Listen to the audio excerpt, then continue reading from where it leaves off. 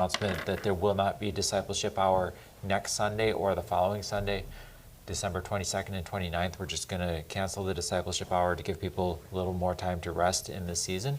But now we are still going to start the next series that we're doing, and that is a look at Christ. I had thought about doing a full-blown class on Christology, but I wanted to make it a little bit more simple than that. And so we're just going to look at Jesus' I am statements from the book of John. Sometimes it's good to hear from someone's own lips how they view themselves. When you meet someone, you ask them about themselves, and they start telling you who they are in their own words. And they don't necessarily say, well, I am, and lay it out exactly that way. But in the midst of Jesus' many teachings in the book of John, he did several times say, I am this. And it's important the way that he did it. Now, the book of John is structured different from the other Gospels. Does anybody want to just throw out to me how the other Gospels are structured versus how John is structured? I think we're pretty well familiar, Tom.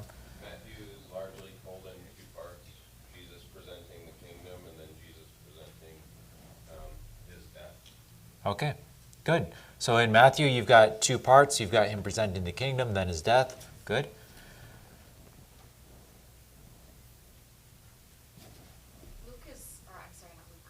John is more intimate. He was the closest of the disciples. Sure. And believe is a huge theme in the book. I've written these things that you might believe that Jesus is the Son of God. He takes the whole book to do that. Good. So Emily highlighted the theme of the book, which is that you might believe that Jesus is the Son of God. That is the key verse of the book and sets the tone for everything that's in the book. And it is a very intimate look at Christ. It's written by John late in his life. He was probably in his 20s or early 30s when he was walking with Jesus and Jesus was ministering. That would have been in the 30s, AD 30 to 33-ish, somewhere in that time period. This book was probably written about 50 years later. So it's written out of a life that not only knew Jesus intimately and personally when the man was fairly young, but now late in his life, he's still walking with Christ and he's still loving Christ, and that comes across very strongly in this book. Linda? John focuses on the fulfillment of proving that Jesus is in fact the Messiah. Right. The others, there's more focus on the synoptic, and there's more of a focus on his teachings in terms of making sure that the parables are laid out. And you Right. see a lot less of that in John because John focuses on what he does that proves the fact that he is the Son of God. Good. And Ray, did you want to add to that? Yeah, basically, you could classify John as more theological, and it goes with the person of Christ and the meaning of faith in him. Right. That's basically what the whole chapter, all of John is on. So John is intensely theological to prove who Jesus is. That's what both of you are driving at, and I agree with that. In the Synoptics, we do have his parables much more than we do in John. We also have many more miracles in the other ones than we do in John, and the others are very similar. If you read Matthew and then Mark and then Luke, you're going to be like, haven't I heard this before? This sounds very familiar. When you get to John, it's very different. Now, there are some things that do carry over from the others to John, and the fact that they do carry over is important. In fact, one of those things is in the section that we're going to be looking at today. But without looking down at the page, can you think of anything that carries over from the Synoptics to John? Jesus? Yes, Jesus does. He's the focus of all of them. So we got that one out of the way. Jesus is in there. But what else carries over from the Synoptics to John? Yeah? His death and Right. resurrection. So his death, burial, and resurrection is in all of them. Interestingly enough, John doesn't give an account of the Lord's Supper. So as we're going to be doing focus on the Lord's table in the next section, I never go to John to deal with that, unless potentially from John chapter 6 where we are, there are some correlations, but Jesus isn't talking about Lord's table, even though there are similar elements. And so he doesn't. Why doesn't he? I'm not sure. I think perhaps part of it is he was so close to Jesus at that time that it might have seemed self-serving if he would have related some of that. But as with so much of what happens in the book, he tries to focus where others didn't focus in order to fill in some gaps. So Jesus' death, burial, resurrection, that's definitely a part of both of them. What else? Other than the resurrection, are there any miracles that appear in all four of the gospel accounts?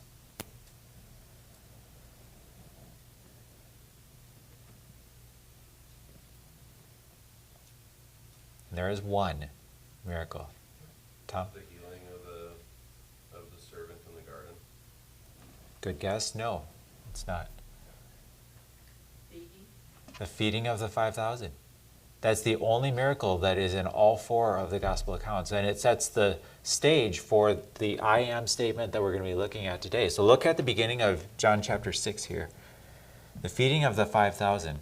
By the way, if you've been reading through the Gospels one right after another, and you read of the feeding of the 5,000 in Matthew, and then I believe it's Matthew and Mark, maybe Matthew and Luke, that also record the account of the feeding of the 4,000. But you've got the feeding of the 5,000, and then you've got the feeding of the 5,000, and then you've got the feeding of the 5,000, then you've got the feeding of the 5,000. Is it going to begin to strike you that this is important? And I'd say yes. If God reiterates it that many times, there's something that he's trying to get across.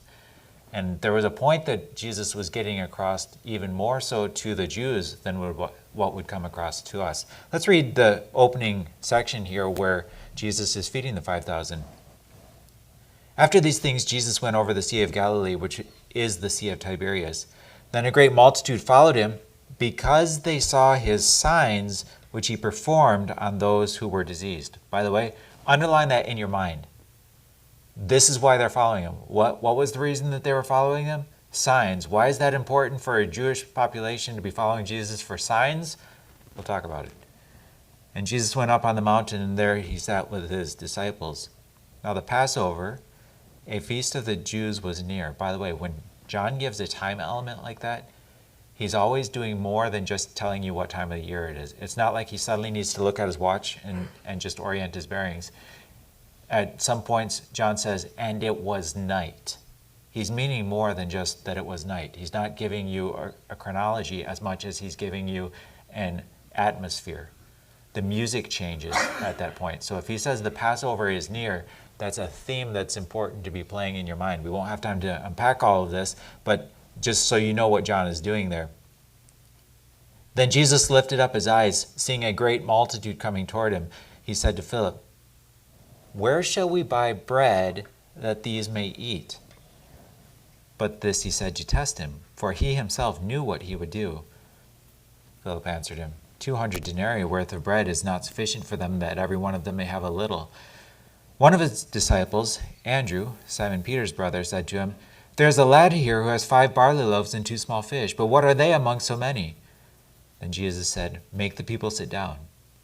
Now there was much grass in the place, so the men sat down, in number about 5,000. And Jesus took the loaves, and when he had given thanks, he distributed them to the disciples, and the disciples to those sitting down, and likewise of the fish as much as they wanted. So when they were filled, he said to his disciples, "Gather up the fragments that remain, so that nothing is lost." Therefore they gathered them up and filled 12 baskets with the fragments of the 5 barley loaves which were left over by those who had eaten. Then those men, when they had seen the sign that Jesus did, said, "This is truly the prophet who is to come into the world." All right, so there are 2 important aspects that you need to see from the crowds as they're watching what's unfolding here. And I slowed down so that you could get both of these. And both of these are important for the section that picks up in verse 22 and goes through verse 40. It kind of overflows even beyond that, but 22 through 40 is the section we particularly want, but we have to understand what's happening in the background here.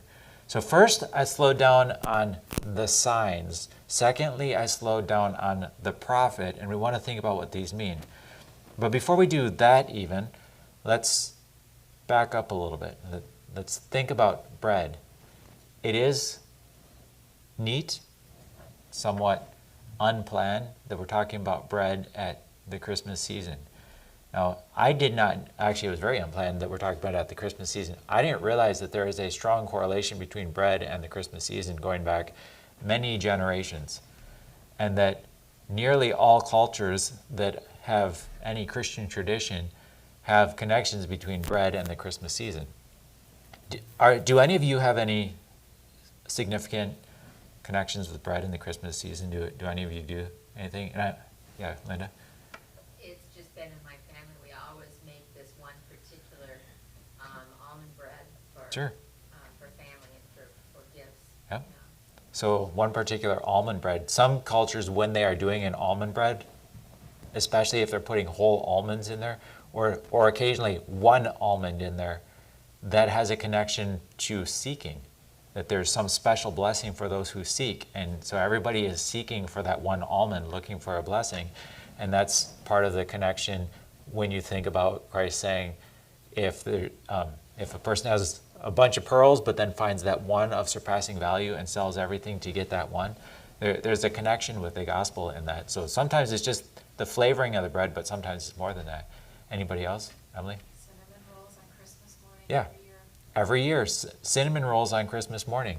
Now, I'm not sure that there's a direct connection between the cinnamon or sugar or anything. I mean, many of the breads that are used are sweet in nature, but our family doesn't make a big deal about bread at breakfast many mornings. Sometimes yes, sometimes no.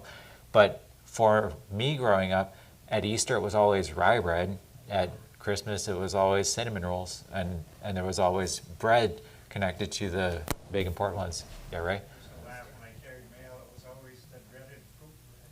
Yeah, the dreaded fruit bread. So I actually, probably because I like all things sweet, sometimes I really do like that bread. Sometimes I really don't like it. I don't know what goes into it. But the coloration of that bread is what's important. Oftentimes they're trying to find things that have the Christmas colors so that you are thinking symbolically about the nature of what's going on at Christmas. So yeah, some people really don't like it. It's a good weight for your vehicle to hold it down because it's so heavy. But Micah? Even Christmas cookies aren't specifically Sure. bread, but it's something extra you can share. Even Christmas cookies, they are sharing happiness, but also they are oftentimes in shapes that are significant to what you believe about what the holiday stands for. Coral? My mom was born and raised in England, and they always had a Christmas pudding, and I think that was actually started back like in early fall because it was very boozy. Yeah. And they just wanted to let it ripen, and Yeah. that was traditional. And I've never experienced one of those puddings, but I understand there's a connection with bread and those puddings. It's not like picturing what I think of as pudding, where I would get one of those cups and pull back the thing and eat it like that. Nothing like that. So they're more like a bread than anything, right? Growing up as a kid, I was always mumbling, God, sugar Pringles. Okay. Yeah, sugar Kringles. So some of these things we just eat unconsciously, and it's like, okay, well, whatever. But some of them are specifically designed. There are some that are, the shape is supposed to be important. For instance, the Stalin that you hear about, or Stollen, however you pronounce it, has a crease in the middle, and it was designed to get people thinking about the swaddled baby. And so that when people designed that, that's what they were shooting for. Now, again, a lot of people who were eating that would have no idea. It's not a big deal for them, but that's what it was originally about. There's one that I've never heard of before, but it's Greek in nature, and it's Christopsomo or something like that. And that bread speaks of the desire that the family would be blessed, and it might even be shaped like a cross. So as they're sharing it, it is almost a prayer that God would be blessing the family, and the shape is symbolic. When we would have our Polish Christmas Eve dinner, I don't know if this was common to all Polish people, but when we would do it before we would have the dinner, we would go around with these little wafers and just break it off and share a blessing. Now, we didn't, as Christians, we didn't really think that we were accomplishing anything other than saying hi to them. But nevertheless, it was an expression of the fact that in breaking bread together, we are family, we are community. And for the Jewish people, when you're talking bread, you are talking something more than just something that may or may not be included in the meal. When I order something at a restaurant, I usually don't think about whether or not there's going to be a bread basket there. If there is, that's a perk. If there's not a bread basket, oh well, I wasn't expecting it anyway. But for the Jewish people, when they're talking bread, they are talking the centerpiece of the meal, and they're also talking family and community. So you're not just talking something that's throwaway when you're talking about bread here. And in order for Jesus to say, I am the bread of life, he's not just saying, I am something that you can add to your life or not as you see fit. He's connecting with an idea that they had as being the most essential part of surviving and saying, let me tell you something. I am the reason that you will survive, but more than that, I am the one who will give you real life, not only now, but forever. And that's what he's driving at in this statement. But he's not only just picking up on that. What time of year did John say it was? Passover. And then he's mentioning that the Jews are looking for signs, and their conclusion is he is the prophet. Can you help me think through how do these themes that John is weaving into this background to the story, how do they fit?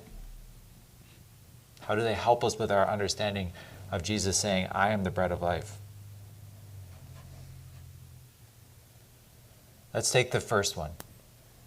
The Jews in the story are seeking signs. They're going to ask Jesus more specifically. We probably won't take time to read the verse, but they're asking him, so what sign are you giving us then? They say that specifically later in John chapter 6. What do you know about Jews and signs?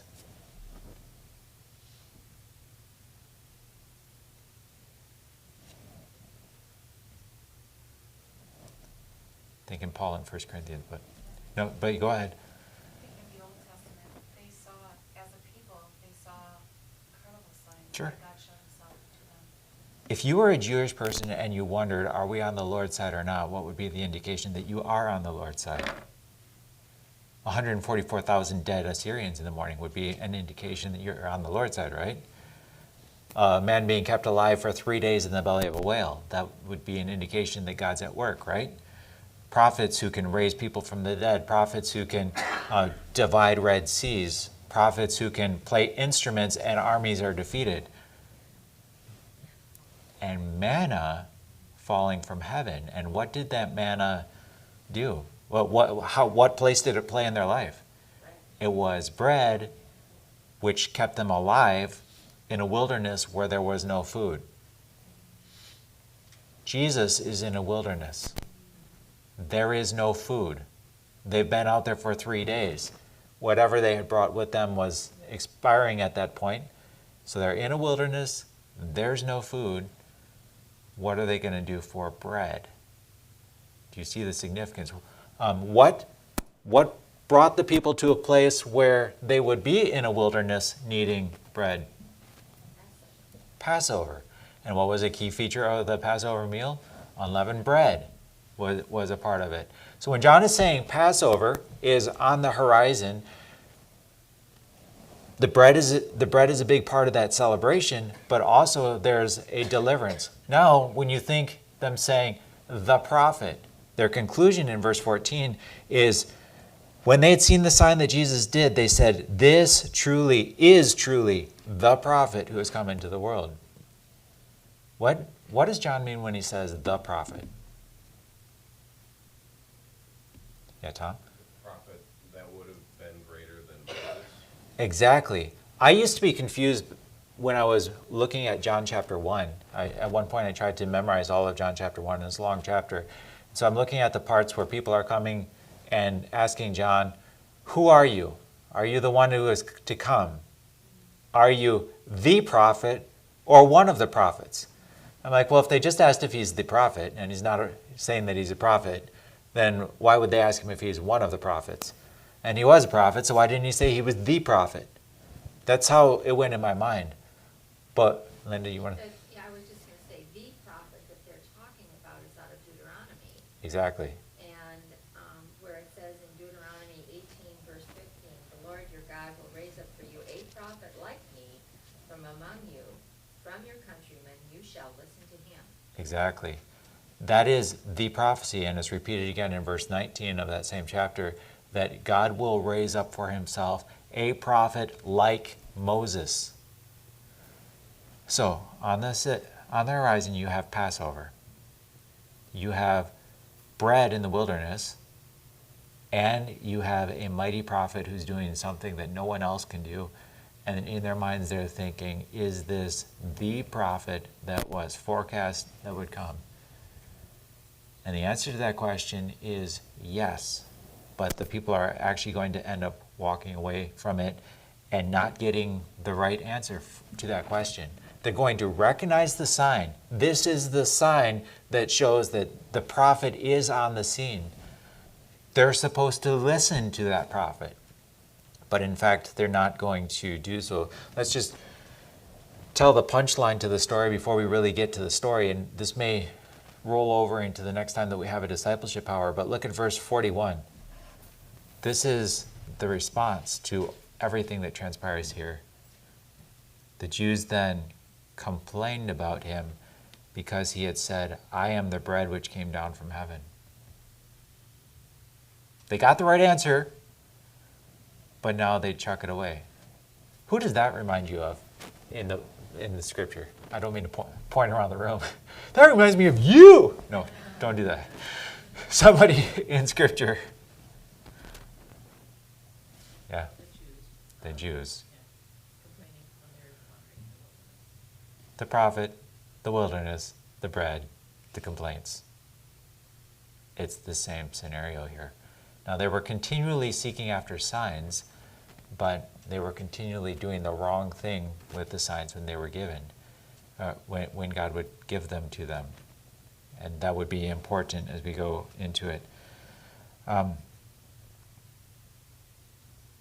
Were the people correct in calling Jesus the prophet? They were. In Acts, that message is specifically applied to them. In Acts chapter 3, verses 22 through 23, Peter and John have just lifted up the lame man, and so the crowd assembles, and part of the message is this that Peter gives. For Moses truly said to the fathers, the Lord your God will raise up for you a prophet like me from your brethren. Him you shall hear in all things, whatever he says to you, and it shall be that every soul who will not hear that prophet shall be utterly destroyed from among the people. And he applies that message to Jesus and then to them. The prophet has come, hear him, or you will be utterly destroyed from among the people. So yes, they were correct in recognizing as in Jesus the prophet. So if they were correct about Jesus the prophet, where did they go wrong? Rihanna? Their hearts, they were looking for the signs and to be fed physically, but there's so many examples in the Gospels of people wanting to follow Christ but not wanting to give up everything. Yeah. I think that is exactly the point. And we still see that today in our churches, in our country, in our own hearts. There are times where we want the good things that God will give us, but He Himself we can take or leave. Some will follow a long ways following Christ, but then this one thing will happen in their life, and they will say, God, how is that fair? I've done all these things for you for this long, and this is how you treat me? And they'll walk away from them. At that point, they are showing that their hearts are the same place that the Old Testament Israelites were and these New Testament Israelites were. Stephen, in his defense, which is not really a defense but an accusation of the accusers, says this, this is that Moses who said to the children of Israel, the Lord your God will raise up for you a prophet like me from your brethren. Him you shall hear. By the way, I'm about to read Acts 7:39. Whom our fathers would not obey, but rejected, and in their hearts they turned back to Egypt, saying to Aaron, make us gods to go before us. As for the Moses who brought us out of the land of Egypt, we do not know what has become of him. They set up idols in their heart. Now, for Jesus' hearers in the wilderness that day, there was the idol of luxurious living. They wanted to sit back, eat bonbons, or eat bread without working. I mean, who wouldn't want to follow a guy who every day, out of nothing, he can just put out your whole feast? Now, to us, if all we had day after day was bread, we would get tired of it. Can I get some butter with that, maybe? We would get tired of the same thing day after day. But many of them were just eating the same things day after day anyway. For most of the year, there was hardly anything any variety to their food. They didn't have refrigerators, they didn't have freezers. So any fresh fruit that would grow in their gardens had to be eaten right away or not at all. They were in a land that didn't have a lot of fuel that could be consumed in drying things. So there were limited ways that they could preserve things. They could make raisins. They could stick it out in the sun to dry. But they didn't have a lot of variety of food for most of the year. So there was the harvest with all the rejoicing that came along with that. And then for the rest of the year, you got grain. So for them to see bread that could be produced instantaneously, it's like, yes, give me that. And so verse 15 of John chapter 6 says how that idolatry was going to play itself out. Therefore, when Jesus perceived that they were about to come and take him by force to make him king, he departed again to the mountain by himself alone. Now, the interesting thing about this is in the next service, we are going to be celebrating the fact that this babe in the manger is the coming king, the king who was promised. But Jesus, when he sees that they're going to make him king at that time and in that way, departs and leaves. What was wrong with them setting him up as king? I mean, isn't that part of the reason that Jesus came into the world, was to offer his kingship? Isn't that what the triumphal entry into Jerusalem is about? Behold, your king comes, lowly, riding on a donkey's foal. So when Jesus did that, wasn't he saying, here I am your king, accept me? He was. So why was he saying, here I am your king, accept me, and yet when they try to make him king, he runs away? Jonathan? Yeah, the purpose of the Savior for it to become the king. Right. There was more to the story. And what they were looking for in a king was not what he was offering. He was offering a king who would demand complete sway over their life and who would call them to walk in the way of holiness and self-denial. The servant mentality. This is what his kingship would look like. This is what his kingdom would look like. They were looking for a king who would throw off the Romans whom they hated and defeat the Herods, who though partially Jewish were still horrific rulers, and would establish a beneficial rule where none of them had to work and they could just live in luxury and they would be the center of the universe. That's what they were looking for as a king. And Jesus did not come to fulfill our selfish wishes. That is not why he is here. And so when he's offering himself as the bread of life, he's not talking about that. What is he talking about then when he offers himself as the bread of the world or the bread of life? Let's take a look at it in verses. We'll start in verse. Scroll back in my notes here. Verses 32 and 33, and also in verse 51. I'm sorry, verse 48, he makes a statement. Verse 35, he makes a statement. Verse 51, he makes a statement. And he explains it in verses 32 and 33. If you want to say the key verse of the passage, that would be John 6:35. And Jesus said to them, I am the bread of life. He who comes to me shall never hunger, and he who believes in me shall never thirst. In John 6:48, he repeats it and makes it very pithy. He says, I am the bread of life. Verses 32 and 33 give the explanation of it. Then Jesus said to them, most assuredly I say to you, Moses did not give you the bread from heaven, but my Father gives you the true bread from heaven. For the bread of God is he who comes down from heaven and gives life to the world. So what Jesus is doing is he's contrasting the bios life the part that just goes into our biology and the way that we do life. There are many things about that we share with the animal kingdom. And so to say the human animal is to talk about the way the heart is pumping and the way the blood is going through the veins and stuff like that, and the way that our body digests food.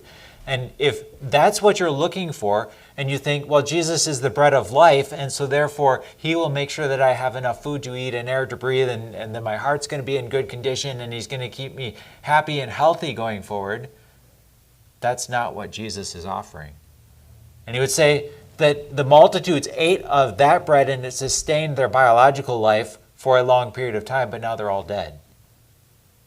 That's not what he's about. Instead, he's coming, and I didn't double check what the Greek words are, but it's still the same. It's a biblical idea here. He's coming to offer Zoe life. In zoology, you break down life into various categories of life. And so a worm has life that is different than the kind of life that a leaf has, which is different from the kind of life that a human has. And he's coming to bring an essential kind of life to the people. And that is truly what he's offering. Again, I didn't double check, but I know that's a very common word that John uses here. And so Jesus is coming to give an essential way of doing things. And he will nourish that. He's not interested in how many years we kick around on this earth, although that fits in his plan and in his care for us. Long physical life is usually considered a blessing, but that's not what he's interested in. Whether you live 15 years or 1,500 years, what does that matter in light of eternity, which is world without end? And we tried to illustrate how long eternity is. And someone tried to illustrate, imagine that you were standing on a vast beach, and every 1,000 years, a bird would come flying up and pick up one grain of sand and fly away with it. And you stand there watching until this vast beach is emptied of all of its sand. And you try to picture that as eternity. Well, the fact of the matter is, you still don't have a picture of eternity. You've pictured longevity. You haven't pictured eternity yet, when that vast beach is emptied at the rate of one grain of sand per 1,000 years.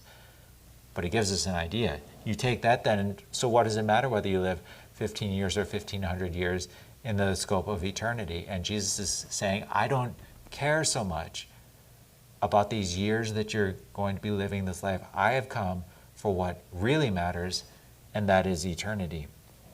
And the real point that Jesus is driving to us is that he is the only one who can satisfy our spiritual cravings. Everyone has spiritual cravings. Jesus is the only one who can nourish those spiritual cravings. Christmas gives us a good way to illustrate this. There are snacks available to us throughout the day all over the place at Christmas time, right?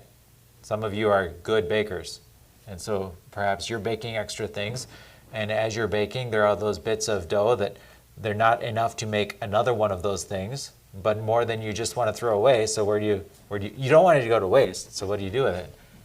You eat it, and it goes to your waste, right? And so you do that. And then there are all those other things that everybody else was baking and giving to you. And of course, you don't want those to go to waste, so you eat those too. And all day long, you're putting things in your mouth. And is your body satisfied? No. Why not? It's because there's not nutritional value in that. When you eat something that is truly nutritious for you, a little bit of it, and you're like, whoa, that was delicious, but I am done. I am full. I am satisfied. Whereas when you're eating empty stuff, you just keep up eating and eating and eating, and you never feel satisfied. When Jesus is coming to say, I am going to satisfy all of your spiritual cravings, he's not saying that you will never be tempted by anything else. The temptations are still out there. And the reason that they work is because, yeah, that thing feels fun. But like eating junk food, when you engage in any of those other cravings, no matter how much of it you eat, you will never be satisfied. Instead, it will leave you longing for more. And the reason is because God has built us in a particular way. Now, I do want to come back and I want to unpack this text better in a couple of weeks after the holidays. But let me just give you this illustration that I heard from C.S. Lewis this week. Actually, he was borrowing it from no, this one is his. Later I'll be using one from somebody else. But he used it and said that God is the fuel that the human machine runs on. And nothing else will work. Let me read it this way. A car is made to run on petrol and would not run properly on anything else. Now God designed the human machine to run on himself. He himself is the fuel our spirits were designed to burn, or the food our spirits were designed to feed on. There is no other. And he would go on to talk about how smart people get together and they try to devise different ways of doing life where they can set aside Christianity and say, we don't need that outdated belief system anymore. We have this new sophisticated way to run the human machine and human society. And so he says, they turn the key and the engine fires up. Boom! It sparks and good. And so they put it in gear and the machinery begins moving, and within just a few yards it starts coughing and it goes out. Because that philosophy that they designed to supplant God and supplant Christianity will never work. God has designed the human spirit to run on one fuel, and that is He Himself. And so just like we need to fuel our bodies with the right kind of food, Jesus is offering to the world Himself. And He's saying, this is the fuel that you need. I am the bread of life. He who comes to me will never hunger. Again, there's more in this passage. I want to take some time to get to it, but we did have to have a little bit of introduction here. So let's pray, and we'll be dismissed for the next service. Dear Heavenly Father, I thank you that you have built us with cravings for yourself. We know, as Jesus clearly says in this passage, no one can come to you unless you are drawing them. But at the same time, we know from other passages that eternity is built into our hearts. And this is one of the tools that you use to draw people. When we're praying for our unsaved relatives, especially at Christmas time, there is already a vacuum in the heart of every unsaved individual that longs for the truth that Christmas presents. And that helps us as we try to speak for Christ. Now, people may reject it, and they may reject it with great anger. But if they do, they are rejecting that which a part of them already knows is true, because again, you have built eternity into their hearts. And every person is longing for you. They may try to fill that longing in all sorts of different ways, but the only satisfying way is to come to Christ. Help those of us who have come to Christ to enrich ourselves with Him, to imbibe Him deeply, to love Him, to know Him, and to live in the reality of that. May we never supplant Him with things that can never bring satisfaction. It's in Jesus' name I pray. Amen.